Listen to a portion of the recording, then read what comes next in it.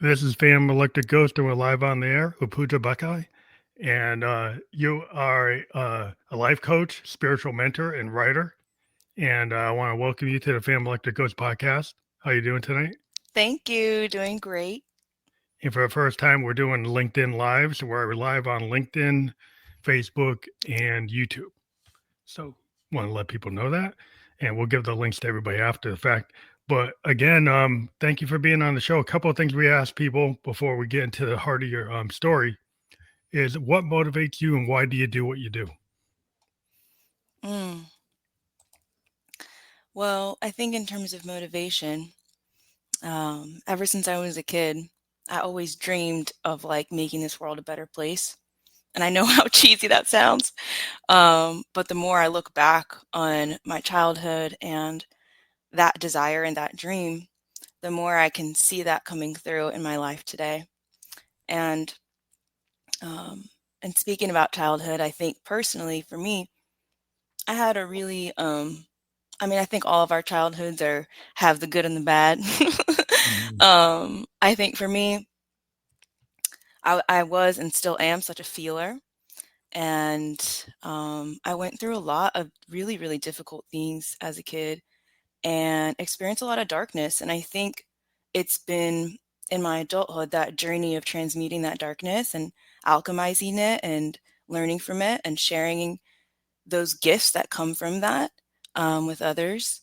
I think it's been that journey that's kind of shown me that, oh, this is possible, not just for me, but for anybody. And, you know, I really believe that the work I do, which is just, you know, helping people remember the power they have within and helping them walk a path that's true to their heart and use their power for good.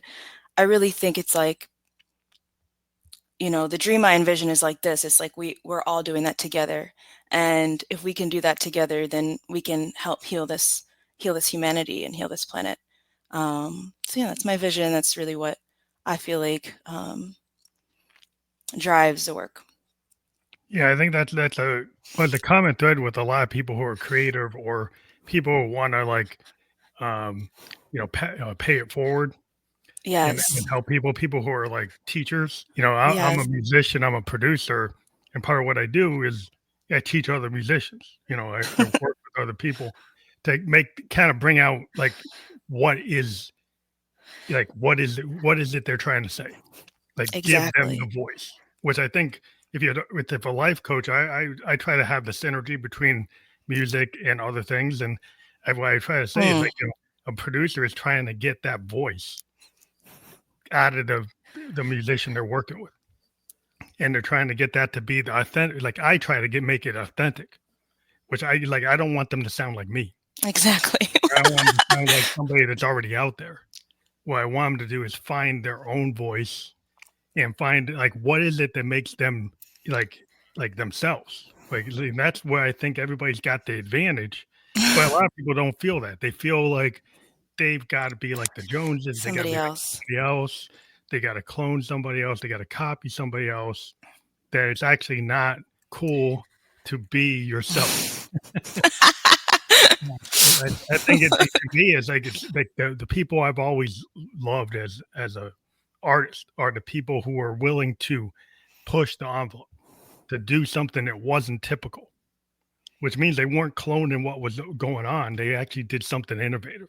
Mm, And usually the people who do that, they get a lot of resistance. And I think people want to stay safe. yes.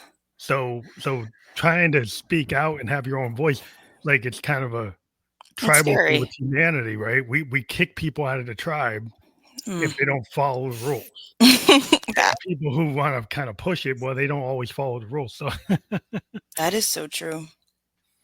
but that's my trying to thread the needle between like what we're going to talk about today.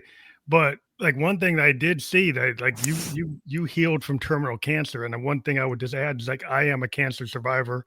Are you? Yeah, I Wow. had a stage 3 sarcoma when I was age 27. My wife is actually going through multiple myeloma, so I'm Wow. totally experienced with cancer, and Wow. we're working through it. But yeah, I think that's a big story just to talk about that. So maybe I'd start like how did you heal yourself from terminal cancer?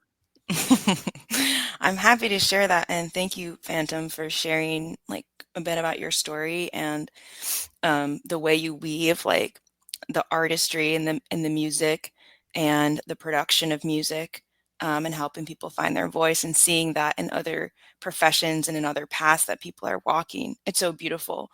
And before I get into the cancer piece, I will also add a plug that like I'm a musician too, and I've always loved music. Yes. And my music teachers have actually just always been my favorite teachers. And I think they were the OGs who really supported me to express what was inside. That's maybe why I love them so much. Um, and for me personally, while I'm not a professional musician, although I do weave in music in my work with clients, um, I've also always had this dream of like I've always loved watching conductors and always Hmm. loved like my own like I played in orchestras and wind ensembles and small groups and yeah, that's like the work of the conductor of has always amazed me. And in college, I took this course about conducting, and I was a human biology major, but I just wanted to take this course, and it Yep, was the with right our thing. orchestra conductor. Yeah, and it's cool because it is like how I see. Like I always tell my clients, we talk about like how even in life coaching, like the work is an art. Like life is an art. Yeah, So I always think, science. yeah, it all ties together. So that's really cool. Yeah.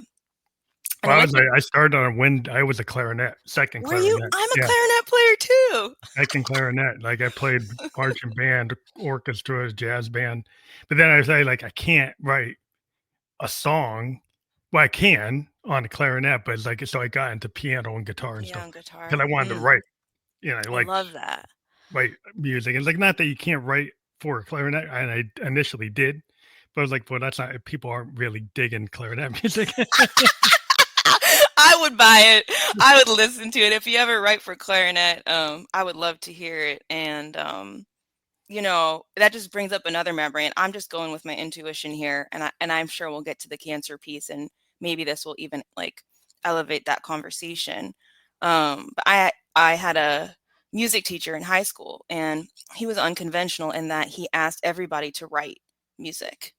And we were just in high school, and I guess he just had this conviction like, yeah, y'all can like play this music and do what your Do it. teachers tell you, but there's something inside that also wants to be heard, and we're here to create.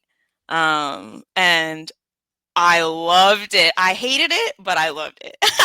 Well, that's the thing that's the thing that drives me. Like I was playing that clarinet, and I said I actually started writing my own stuff, and people was like, "Why would you do that?" Because I was Wow. like listening to radio, I was watching MTV. I'm a child of the '70s. And I was seeing all this stuff. And I was like, well, why? So then that's when I decided, well, I need to stretch and find out how to play piano and guitar so I can actually write Mm, like songs mm, outside of classical music or outside of right. band music. But yeah, the idea that I think the permission structure, like a lot of people don't feel that they can actually write what they've been playing, right? They feel like that's for somebody else. Right. That's like that's for like yeah, so the whole idea that you can actually do it yourself that has to that's a stretch for some people. It takes a lot of work to get to that point. Yeah. Yeah. And now I'm remembering back to when I was diagnosed with cancer. For me, I was 29, and um one of the reflections I had pretty soon after being diagnosed was, man, I haven't picked up my clarinet. I don't have a piano in my house. I haven't played music in over a year, which is the longest I've gone without playing or creating something and feeling just connected to song and expression in that way. So I made a point then of telling myself that's never going to happen again. And it was actually my cancer journey that helped me pick back up those parts of my life. And I guess it was also really the beginning of my adult life of stepping deeper into my creativity. Um, you asked me how I healed the cancer. There's um, two things that I'll say. The first is the more surface level, I would say, traditional outlook. I went and I did my chemo. But honestly, um, by the time they had prescribed me, because mine was stage 4, they had Mhm. prescribed me like 6 months of chemo, and it was like pretty often. And we did the first scan pretty early. I think it was just like a month into treatment or something. And on that first scan, there was no cancer. Oh, wow. They didn't see it? And what? They didn't see it, but it was there, but No, they didn't catch it? no, it wasn't, meaning it was gone. Oh, wow. And there were these little spots, and turns out it was just like inflammation, just tiny, like one Oh, tiny little wow. spot from the cancer cells dying. um, but the reason I tell that story is because a few weeks before that, I had told somebody, a close person in my life, I told them, I know that cancer's gone. Like, I know it sounds crazy. I know it doesn't make any sense, but it's gone. I can feel it. Um, and this is all part of a deeper, like, spiritual journey and like Mhm. inner world narrative that was like going on in my life at the time of just when I was diagnosed, it felt like a relief because the path I was on and my body, like everything was just telling me like, no, like You need to shift. You need a you're life not on the change. right path. You're not doing what you're meant to be doing. You have no idea who you are. You need to return back to who you are. You need to reevaluate. You need to take time for yourself and you need to change course. And honestly, at the time, I was in a PhD program at Harvard and I was sort of like sipping the last bits of that juice that's like what we were talking about, that like path that like people want you to take or Yeah. what you're supposed to Expectations. do. Yeah, Yeah. yeah, because you have an expectation to go into higher education. Like, if you'd already gotten, like, I think you might maybe already had a master's if you're going for PhD. So, you're on that path, and I've run into people that didn't go that path. Yeah, I just got a bachelor's, but I know people that did, and, it's like and then later, they came back to me in their life, and I was like, "I'm actually not happy." So, like, sometimes people, they feel like that's gonna make them happy. Yeah. 'Cause maybe people told them or they heard about it or they thought about but it's not really aligned, like, sometimes you need a crucible moment that actually kinda put you on the path, which I think you're kinda going into. Yeah. No, exactly. Exactly. And what else can I say? So, baseline, that's where I was at with, okay, I got to change course. I got to listen to my body. My body's telling me something important. And intuitively, I also had this feeling that there was something greater, like a greater force, and unseen support, like from like realms or like beings that we can't necessarily see or aren't part of our three-dimensional reality. Mhm. Before my cancer diagnosis, I wasn't really like a spiritual person. And I know people define spiritual in a lot of different ways, so I don't Yeah, mean it's it a to lot of sound like different a catch-all term. yeah, yeah, there's a lot of different ways to feel it, like, more intuitive or you're more indigenous feeling or more Eastern than Western, all kinds of things, but Exactly. For me, at the time, I just, I would have said before, like, if you had talked to me before the diagnosis or before that experience, I would have told you, like, if you'd asked me about my spirituality or my connection with God, I would have just said, like, I believe there's a greater force. I believe, like, we humans don't have every answer Mhm. at our fingertips, or we can't see everything or put all the evidence onto paper or explain everything away. However, I didn't feel a personal connection to that force, Mhm. you know?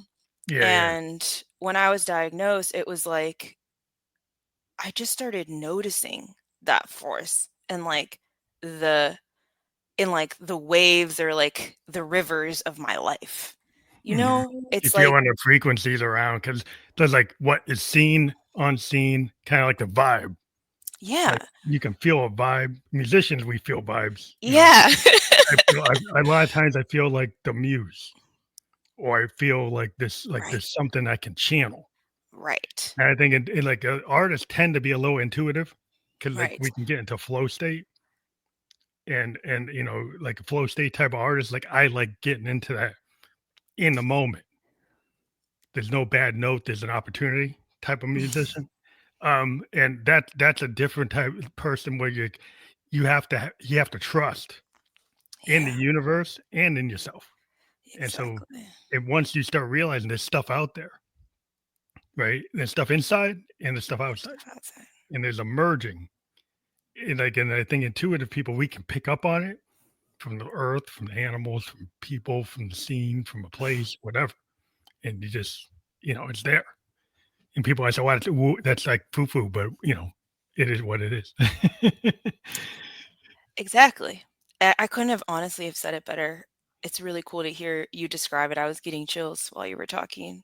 Uh, it's just, yeah, I guess something about being near death opened me up to the possibility of like trusting something greater. It's like you have to sort of let go of control at that point, right? Yeah, letting go is the big thing. Yeah. And I think until then, I was hanging on for dear life. Yeah, And I so mean, it because was that's how kind of you like a think. big joke.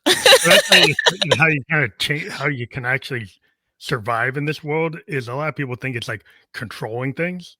It's actually when you let things be and kind of deal with, like, not trying to control every moment, but being in the present. So many people are thinking about the next moment, but they don't think about the moment they're in, or they don't handle the moment they're in because they're just trying to either hung up in the past and then, or they're thinking about the future and ignoring the present. And maybe it's like that piece about like the death as a teacher. Like I talk a lot about death as a teacher. I wrote this book of poetry after like my cancer diagnosis, and in there's a lot of stuff about like what the cancer taught me and then what death taught me. And yeah, it's like when you're confronted with death or when death just comes to your doorstep and you're just like, "Hello." It's like an Yeah, invitation to be present because you're not able to think about, or it's asking you not to think about what's going to happen like 10 years from now. Well, you're going to be dead. So let's try to just be now and yeah, see what you can learn, how you can be. And yeah, after that, a lot of times people would ask me like, "What's your like secret?" or like, what do you like to do?" or do. yeah, The yeah. threat of do's, and I just be like, "Nothing." I'm learning how to do nothing.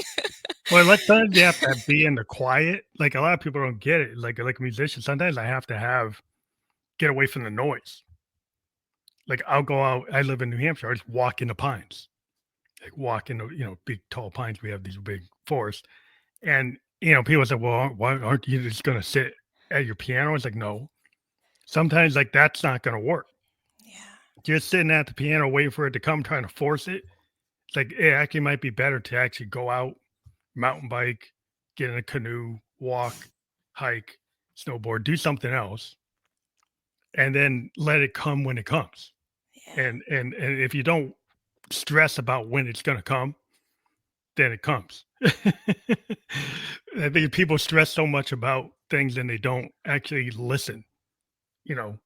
And there's a lot of things you can listen to, but we don't, because we're always trying to focus, and our focus ends up being in places probably that we don't need to focus on. If you understand what I'm saying. Oh, yeah, I'm with you, and it's so cool because, mm, it reminds me what you're sharing reminds me of, like, a couple things. One is,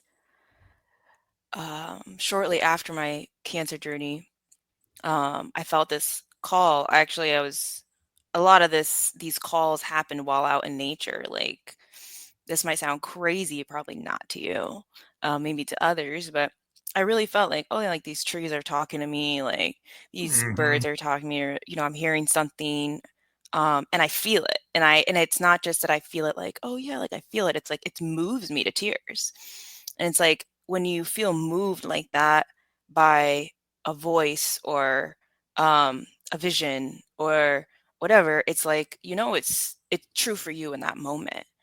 And There were a lot of moments like that, and these moments took me to some crazy places that I never thought I would go, and had me making these wild decisions, you know?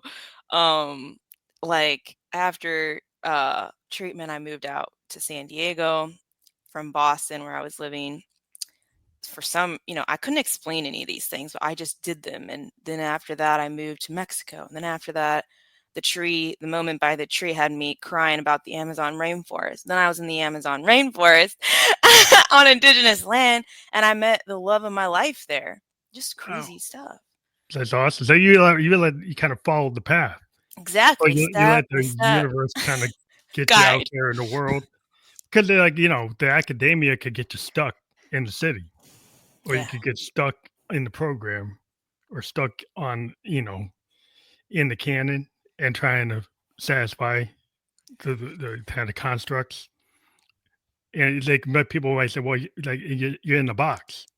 You might think you're not like you're maybe in a highly structured box, but you're still in a box. But it's like if you get outside the box and you start like I'm gonna be or you gotta go for a walkabout, I'm gonna go check out the planet because like I always tell people like we're like citizens of the planet. Every human being has a right to be on the planet because we're born on planet Earth. Mm. Right, but there's people got these minds. It's like, oh, mine says, oh, you gotta stay in in your zone. We're all supposed to be on the planet. That's a radical concept for some people. It's like I guess they don't understand that, but Yeah, I mean, I think it's so cool that like obviously like that you're doing this show, and that we're talking about these things. It's the only way I feel like to like normalize these concepts, or invite people to who might be feeling like, ooh, I feel stuck. I don't like this box, and they're maybe feeling stuck, but they're just a little bit scared, or they don't know another way, or in their sphere they've never seen anybody else walk about, you know, do the yeah, it's walkabout. not safe. Well, people like they want safety, and safety can keep you in a toxic Stuck. workplace, a toxic relationship. It could keep you in something because it's like a codependency. It's like, oh, I know I'm gonna get paid, or I know what the rules are. And if you go and do something where you don't know what the rules are, where you go, step in the deep end where you could drown, or you could evolve. Learn how to swim, yeah. Yeah, In new waters. yeah, you can figure out how to actually, not just tread water, but swim. Yeah. And that's the hard thing because people have a tendency to keep the wolf at bay, and we got so many the kind of invisible wolves, but they feel real Mm, at the door. for sure. And it's like, people expectations, like what people think, what they've kind of laid out for you from your family, from society, from all these things. And if you break out of it, it's like, whoa, am I breaking the rules? Yeah. And it's hard because like, once you do something that's unconventional, then you get labeled. But I really don't care about labels. I do whatever I'm gonna do. I think it's nice to talk about a lot of times with anybody, like any creators or anybody that might inspire you, or your eye or others to walk their own unique path. Like we see, like we're inspired by like the good stuff, right? Like we see people, and like maybe they have a certain energy or certain vibe, and we're like, oh, like, I want to walk in that direction. Um, Yeah, you gotta learn, learn from something or try something out. right. But what we don't talk about always is like, you know, the hard decisions, or like the aftermath Or of like making the those consequences. decisions. There are consequences. Yes. Like actions and non-actions all have consequences. Yes. And when like you're saying like when we break down those walls of safety, or perceived safety, or the illusion of safety or comfort or whatever, it's like the people that are still that were undeniably a part of our lives around us, that are still operating in some way in that illusion. um when we break down those walls, and we say we're going to go over here, we're going to try this or that, they're like, They think we're crazy. "What? Well, You're people could so fall off, uncomfortable." they end up some Yeah. people will not be in your There's a orbit. lot of loss. You could lose people, you could gain people though. 'Cause like the law of Of course. attraction Of tends to be course. like if you're on a certain frequency, you're gonna have people like around you like harmony. Like in music, like there's harmony, disharmony, dissonance, noise. So if you are in harmony, then you're kind of aligned. Right. But if you're the little disharmony, you're a little out of alignment. It's like you be in a room and you get the prickly person. That's kind of like, well, nobody's really dealing with them because they're hard to deal with. Versus the person who's like very like, okay, well, everybody gets along with this person. It's kind of harmonious. Is like you can, but then they could be a people pleaser. So they might not be exactly what you want because Mm, they might appear to be harmonious, but they're not. mm, So there's all kinds of degrees, and like you won't know unless you get out in the world right. and you try it. But like people are scared to take that step.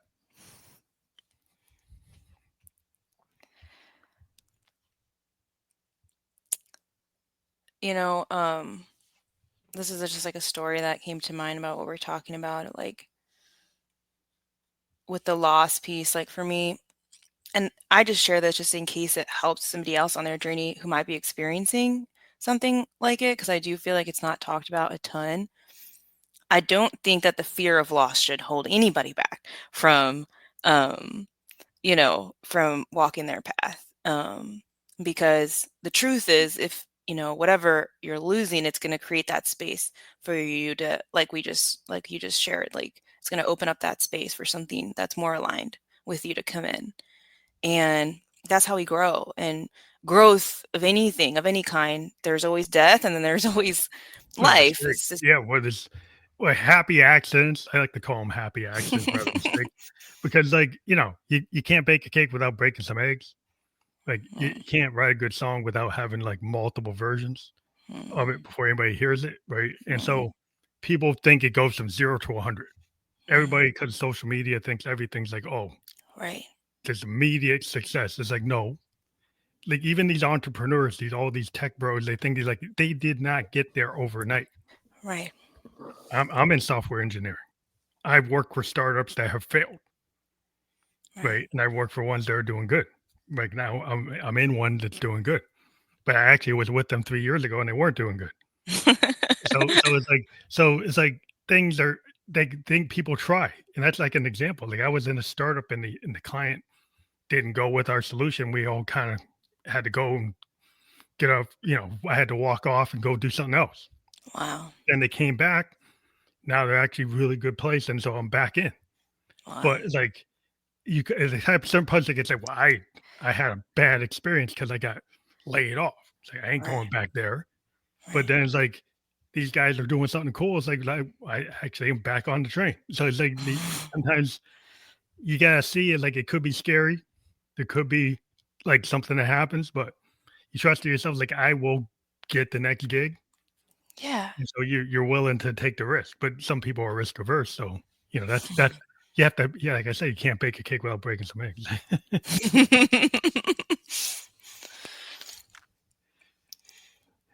Yeah, my partner and I, we just got, the one that I met in the middle of a jungle. We just got married, and Congratulations. thank you. It was a big step for us because we both have been walking our unique paths. And, we didn't have the family support that maybe other people do, or maybe that we thought we would before we started Mm, making those decisions. And, you know, somebody asked me today, like I told them, I was like, yeah, our families weren't present in their in physical self form during our union. And they were like, so do they support you? I was like, well, they created us. They fed us. We went through some things with them. They taught us what the best they could. And, you know, through that process, it's like we ended up together. Like whatever we experienced with them formed who we are today. Through that process, we were able to have the tools, obviously the things that make us uniquely us, We Hmm. combine all those things, we walk our paths, we met each other, we're doing it this way. And I told her like a lot of other people showed up for us. A lot Yeah, of so you other found your new tribe. What's the law of attraction Yeah, again? Like exactly. sometimes So, things like people want things to be kind of in this kind of idealized yeah, fashion. Everybody would love their mom and their grandma and their grandpa to be totally in on board, right. right? But it doesn't always happen. No, Sometimes like things happen where you like, well, they're not on board, but you're your own person versus somebody that maybe is more aligned to a structure. right. But then later in life, they might not be happy because there's a price to pay every time. It's like you say, do you want like there's always like some level of friction in life because it's not perfect. Life is not perfect. It's like you're always trying to get to harmony, but there's always some disharmony and dissonance and noise, and you have to have a vision for what you want, Right. not what somebody else wants. And sometimes people want to be a people pleaser, right? And they want to be aligned to what their mom wants, what the dad wants, what the grandpa wants, what the boss wants. Versus like if you're doing 99% of what other people want and 1% of what you want, then eventually you're gonna hit the crash point. Yeah. And I really did, and it's funny because, um, when I had the cancer, I had some ideas that, this is a physical manifestation of something deeper, something, emotional, spiritual, mental in my body that's living there. It's trying to tell me something. Um, I saw this friend of a friend who is of an indigenous community, like has indigenous lineage in North America, and he practices some forms of traditional medicine. And we just had one phone call. And in this phone call, he just said one thing to me. And it hit me so hard at the time. I had a hard time digesting it. Mhm, consciously. It was like, oh no. But now I look back and I'm like, wow, it's so insightful. And what he said was, he said, well, he asked me some questions about my path, about my parents, and he was sort of insinuating like you don't really know who you are, you're living life for somebody else. Mhm, And he was like, think about a cancer cell. He was like, a cancer cell, it's like its identity, it's like confused. It's lost in its identity. It's not the cell that it's not being authentic to its what it's supposed to do. yeah, it's it's somebody else, and that creates this harmony in the yeah, body. And so when he told me that, of course, like in the moment, it's hard to hear. You're like diagnosed with stage 4 cancer. You're like, so you're telling me that I'm lost. you're out of alignment, you're in the noise, you're in the dissonance, yeah. But looking back, and thinking about how far I've come, I totally agree. And honestly, like when you ask me like how I healed the cancer, I think there were so many layers of what the cancer was and meant Mhm, to me yeah, as I kept going and going like deeper in it. Like it disappeared relatively quickly. The doctors didn't really believe it. So I'd finished all the treatment. I did all the treatment because they were like, there's no way it's gone. That's not possible. But it was gone. It really was. And um, but the journey to healing the root of what caused it, it took me years. there's a lot of Um, work. Yeah, it's like it kind of find was to uncover like what is that? Like layers. There's a why did lot of I layers, essentially right? try to kill myself? Right? If we believe in energy and all these things, it's like why is my body trying to self-destruct? Yeah, I think, Right. like, I found I was out of alignment Hmm. because I think I was trying to satisfy the same kind of thing. I was trying to satisfy people's expectations, Oh wow. and I wasn't really aligned with what I wanted. And then after the cancer, I said, I'm going to be aligned with what I want to do. And there were some walls. Yeah. The pre-cancer me, I could not be on the mic doing what I'm doing. I wouldn't have become a musician. I wouldn't have gone. I ended up living in Tokyo for 2 years, and I got married. And, all those things wouldn't have happened because I was like Wow. scared to even like make decisions. I was like kind of not moving forward. at age 27, I was kind of really kind of like, I don't know, stunted. I didn't feel like I was growing. And then after the cancer, like all these things opened up. Hmm. Like being able to go to Tokyo, all this stuff happened. Even to this day, a lot of things happened, but because I think I got rid of the walls, Wow. and a lot of those walls were self created. So like there's a lot of work you have to do, and like some people don't find that, you know, until they hit like a crucible moment. But like you have Right. to do the work. There's like you're saying, there's work you got to do, and it usually is not going to happen in like easy steps. That's the way it works. But No. Mm. Wow. Yeah. Yeah. I don't know if you would resonate with this at all, but and I'm curious, I guess one part of it for me that I learned over time was a lot of the ways that I had been acting and like making decisions and living my life, um, it was connected to childhood trauma that I had repressed, like memories that mm, I hadn't um, remembered because they were so difficult to access, and my body was essentially trying to protect itself. So it took me a couple years after the cancer had healed to start recovering those memories. Meaning, I didn't know they existed until obviously I got some of them back. so it's suppressed. Yeah. Yeah. And then I realized, oh, that's why I was so scared to live my truth. Oh, that's why I was so eager to please these folks and this and that. Oh, that's why I was so addicted to work and performance in this academic space and all these things. It really helped me understand more deeply, like why I had all that pent up like energy, anger, resentment that was living in my body too. Um, so, yeah, I think, obviously every person's like any health journey is so personal to Mhm. them.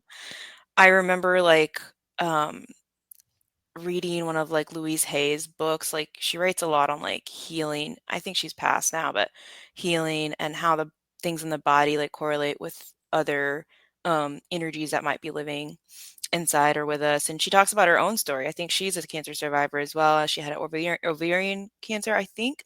I'm not sure. I could be wrong on the type of cancer, but or maybe it was breast cancer. But she was talks in one of her books. I had never read this. Like I had read so many of her books, but I hadn't come across this one piece about how she connected her cancer to a trauma, like sexual trauma that she had Mm. experienced as a child that she had never fully really addressed or looked at. And um yeah, and she just talks about like how that was a part of her journey and healing that really opened her eyes to how all of these things are connected. And um yeah, I think for me I was almost, if I hadn't read that, I may have been a little bit more surprised like wait, what? It's like poison. um There's so many but yeah, different types of poison. People think like, "Oh, there's right. carcinogen," right? So the Right. carcinogen did it. But there could be toxicity in relationships and physical, like, abuse, Yes. psychological abuse. You could have, the kinda toxicity of, macrocosm structure that is, like, keeping you, like, in a certain caste system, like, within. Right. Like, you could be, Society. yeah, you could be, like, poor, it could be class-based, it could be religion-based, it could Right. be, because of your racial identity, because of your sex, and it could be toxicity. It could be bullying, it could be all kinds of things, that people would think it's just a one thing, Right. but it could be a combination of all these So many toxicities. things. Yeah, it Right. could be the carcinogens plus the toxicity of abuse. Right.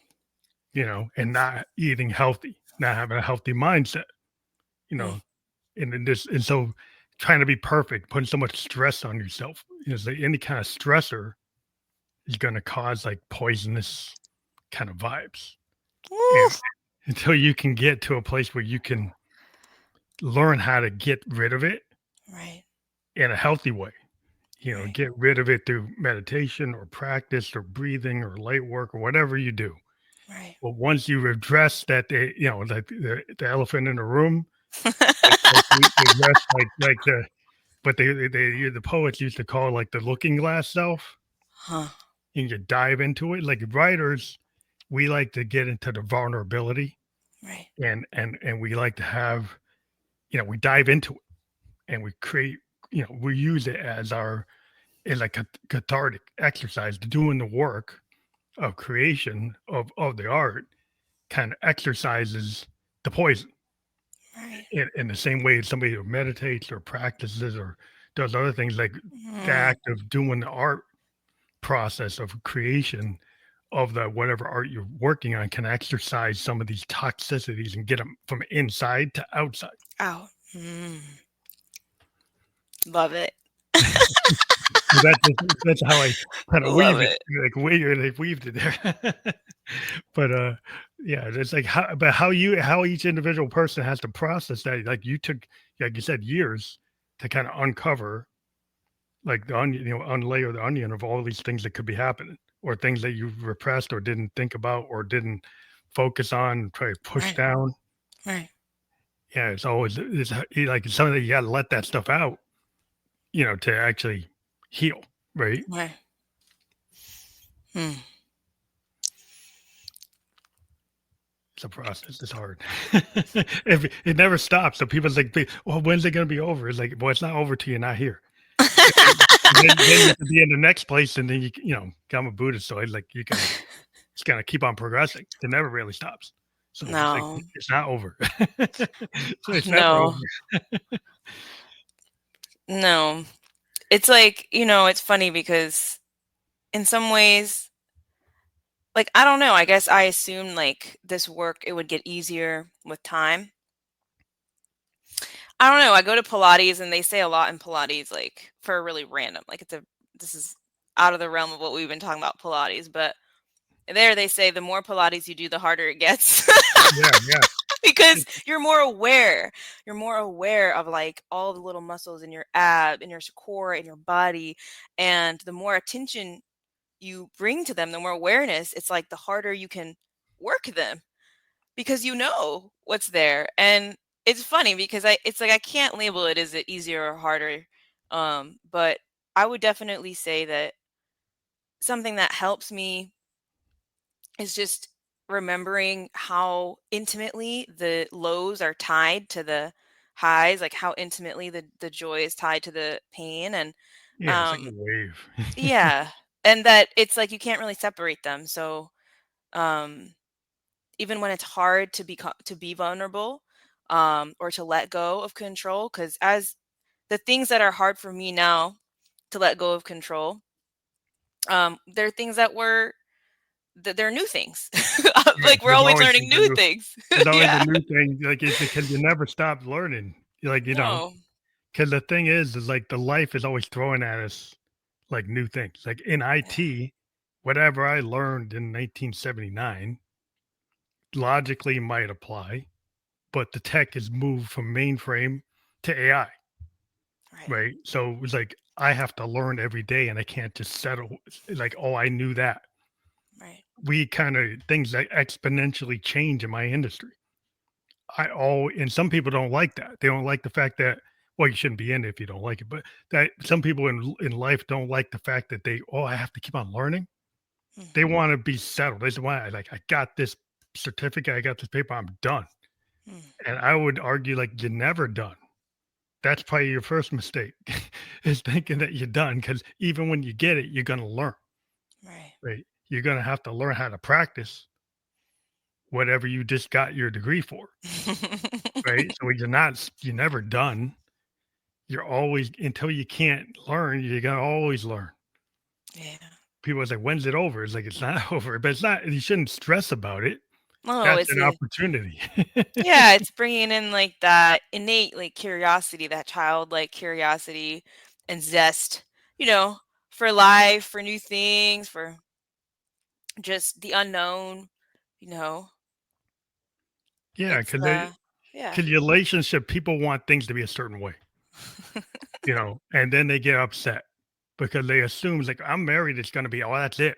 That's the Mm, solution. It's like, it opens up a whole door for a whole new set of things. Like you got two people, two minds, and you're just like, oh, we're one. It's like we're not exactly one. mm. You're individuals. So, but you might be aligned, but some days you're not so aligned. Right? And so they like the idea that somehow it's gonna be magically aligned without having to do work every day. And I've been married for almost like 30 years. It's like it's work every day. Mm, And it's like, it doesn't if you don't do the work, you pay for it. yeah. Yeah. So it's like you can't go on cruise control. Well, you can, and then you find out what happens if you do. Whoops. Whoopsie daisies. When you hit the tree. It's like autopilot's not gonna take that curve in the road. Oh. Other than your cancer journey, were there any other moments in your life that really were like mm, Transformational. yeah, like doors, like big like doors to like a new way or a new way of thinking, a new way of being. I think the birth of my daughter gave me a whole new way of thinking, and then living in Japan because my Mm. daughter was born, and then we immediately moved to Japan, and she went to preschool in Japan, Oh, wow. and it was like, so I'm a new father, and then I'm actually in a new country, having to learn a new language, and I'm Wow. there for 2 years, and that was just like, and that was kind of like the response from the cancer was like, I'm going to open up the world to things I'd never dealt with. So a bunch of things happened and cascading all at once. Married, child, new country. I love it. That So that sounds was so wild. It sounds so good though. it Wow. was like stressor to some degree. It would appear to seem stressful, but I actually found that that was like the best time of my life. Liberating. It Yeah. was like having to learn the language. Well, that's not a problem because I'm in it. All right. Like when once you like you're if you're living in the country and you're not leaving for like years, then it's not a problem. It's like an adventure. Yeah, I initially I was stressed about it, and then I just let it go because I just like I'm just gonna have to do it. And your mind and your body and human beings, we can learn language. Yeah. So once you get there and you're there, then you have to. So you do it. Exactly. And you're a musician and I think intuitives too, it's like our senses, our sensing abilities. It's like we're able to if you can sense it, you can like People it are we can people though. become porous, Yeah, humans right? are humans. So you start there's like We can nonverbal all do it. communication. There's all kinds of stuff you start picking up. Yeah. Cultural stuff. Yeah. Once you're in it, you start to learn it. Mm, And so and that is so cool that a lot of people don't put themselves like you travel, so um but like it to me like that's about being alive. It's like walkabout, that we were talking about, like you go into the Amazon, yeah. being in Tokyo. It's like my Amazon. Yeah. you know Yeah. And that's really cool that you shared that because we've been considering. I don't know where the universe will take us, but it seems like we might have another stint outside of the country, and we are close. I think to the children's coming through. So it definitely is always inspiring to hear. And um, I guess something that that I wanna say too is just, like, connected to that, is, like, I've been surprised by, how many people are ready to try something new, and I know I have a select pool because it's, like, people who wanna who want to work on work with something. me or Yeah, work with a coach, yeah. They're at that but point where they it's want still to. really cool. Yeah, they're at the point where they're ready, but I still think it's really cool because it's people from all walks of life, it's people of all ages, people who are parents or grandparents or not parents yet or maybe we'll never be like the traditional form parents. But mm, I think like it's so nice when um, we all have this way and platform for sharing our stories, and um, I love how many different kinds of people you have on this podcast. I took a look. I was like, this is so cool. Yeah.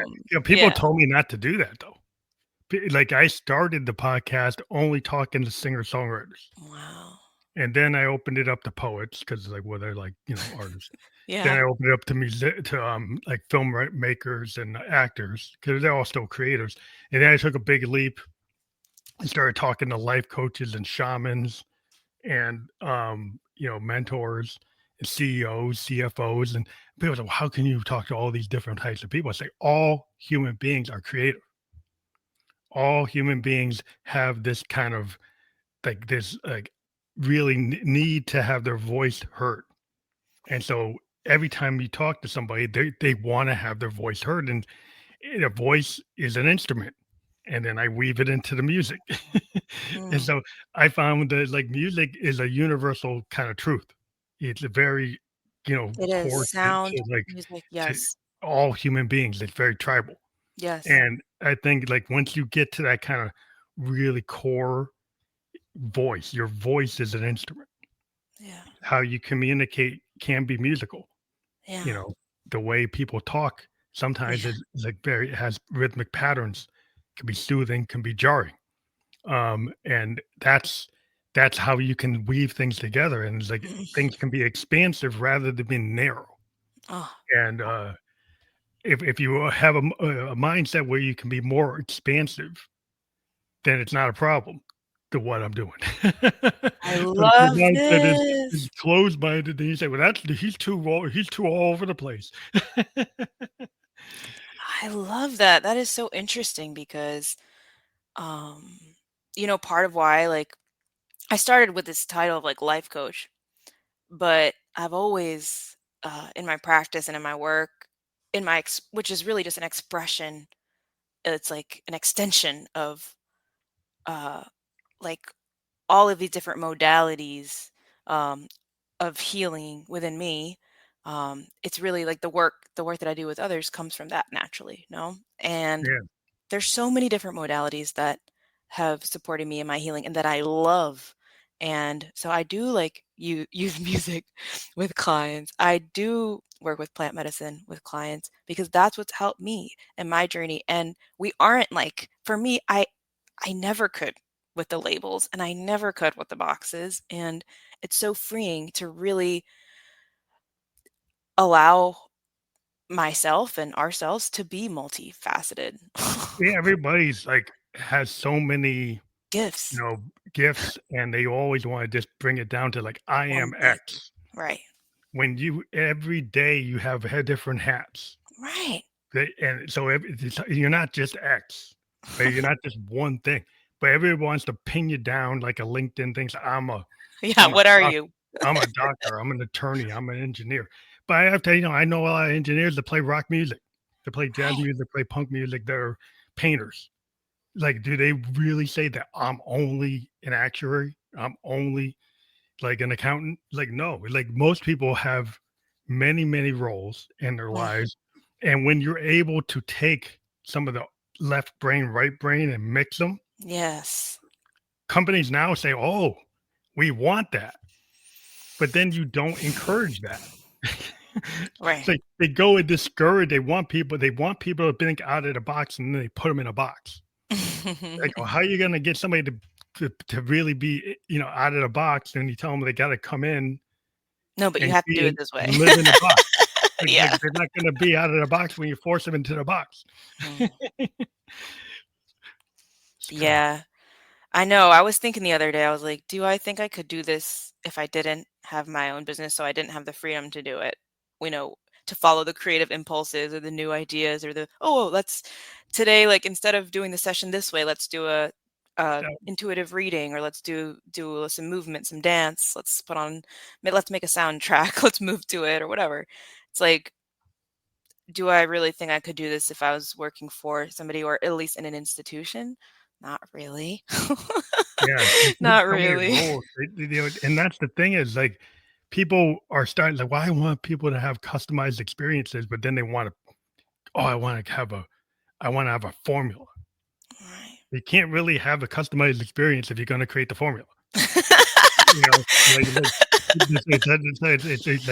not that it's gotta be one or the other, it's like, you can have like a jazz musician, I have patterns for a song.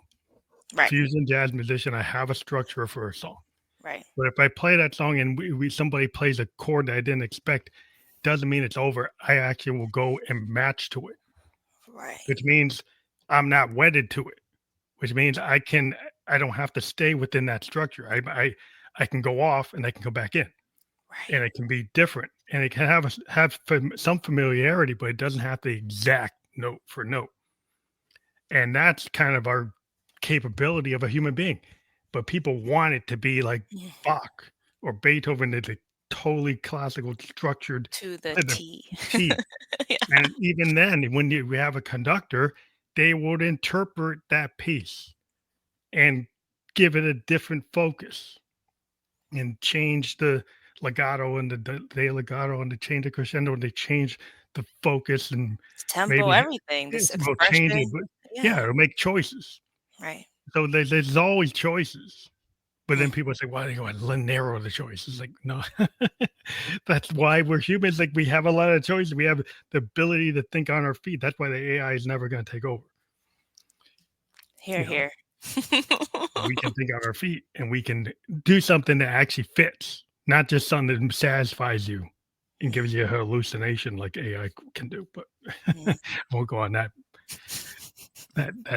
rage that hit there because I'm an IT guy, but I don't think you should use every tool just because you have it. You should do use a tool if it fits what you're trying to do.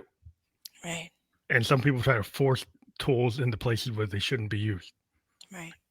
and that's kind of where we're living in right now. People kind of use it when you don't need to use it, Yeah, or you no, could use something else. it's important, and it's also important to remember, like, what is sacred? Like, what are things that shouldn't ever be touched? What is it about humanity or our hearts or our spirits or, like, a vibe that really deserves to be protected Yeah, and cared for and creativity. nourished? Yeah. Like, Otherwise like the actor, a real actor. You're telling me you wanted to use an AI image of an actor and like fake his voice and then not pay him and not have him actually present his craft, which is how he moves his hands, his nonverbal. If you look at an actor, it's not just how they do the dialogue, it's how they move their face, it's what they don't say, right, it's how they blink their eyes. There's all these things that they bring to the character that's their own interpretation. right, That's a very human. They're pulling their pain, they're pulling their laughter, they're pulling their experiences and putting it into the moment. And that can't be what a machine does, except whatever machine library learned, but it's not that person's experience because it didn't learn that person's life. right, So that's what people miss if you think AI can replace the human. right, Then you get something very superficial, no depth, no heart, no soul. right.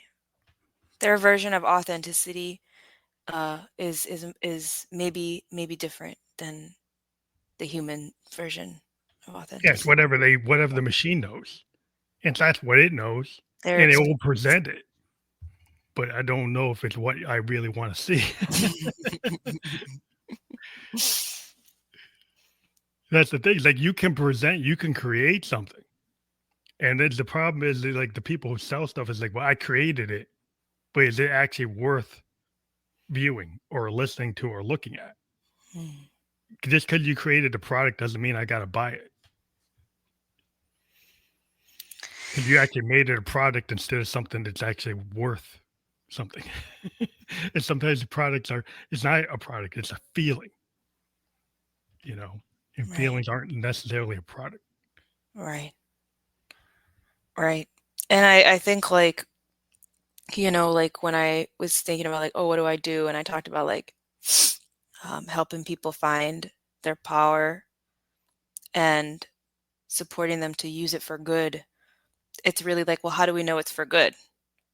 And to me, it's like that's something only really like, let's say I say I want to do X, whatever it Yeah, is. I want to invent this thing or like I want to do this thing. It's like for me, it's like I would have to do that work. It's like only I can really know if it's for good. If I have to do the work of tuning into my heart. your intuition. Yeah, your Yeah, feeling. and yeah, and you have to really see and um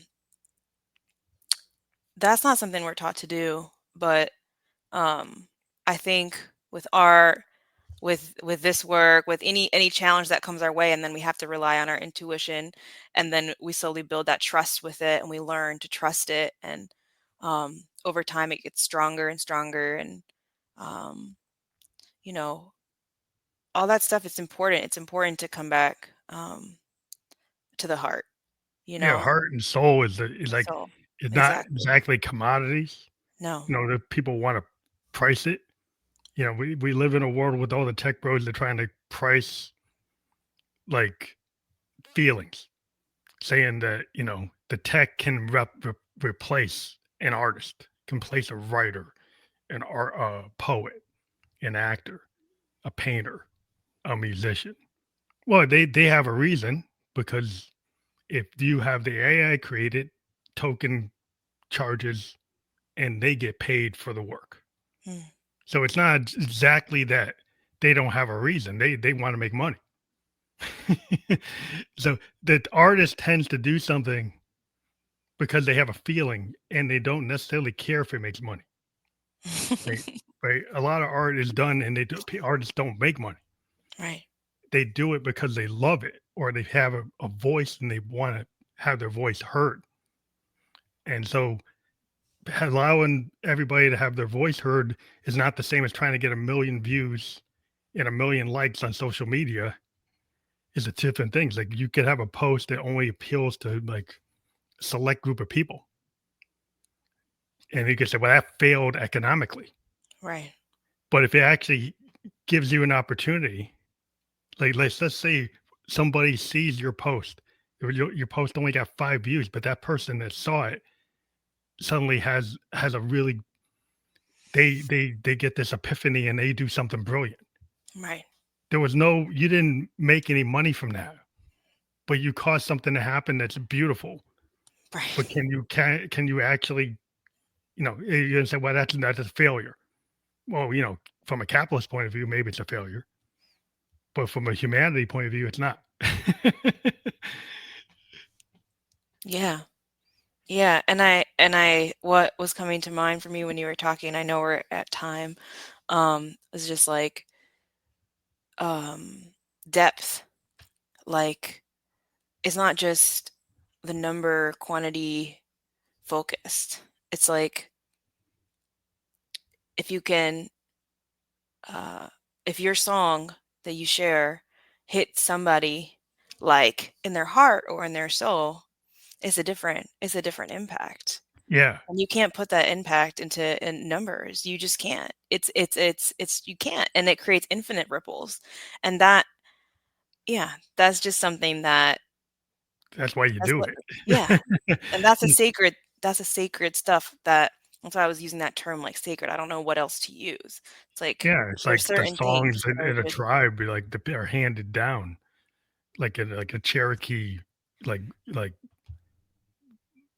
the mythos or like what the leaders of the tribe hand down and the songs they hand down that maybe were never written down. That has so much value, right? And it's like, well, you didn't write it down. It's like, well, it doesn't matter if you wrote it down. If it's handed down, then it's still transferred. you know, so there's a different mindset. Like, well, you got to physically put it down. It's like, no, you don't. But we woo. always get to the point where we hit the hour and we don't have more time. But yeah, we started to get in a lot of depth. So I do appreciate the time that you took to be here today. Of course. It's an honor. Thank you so much. But I want people to be able to go to your link, your URL below. So putabakai.com, and that is fully clickable.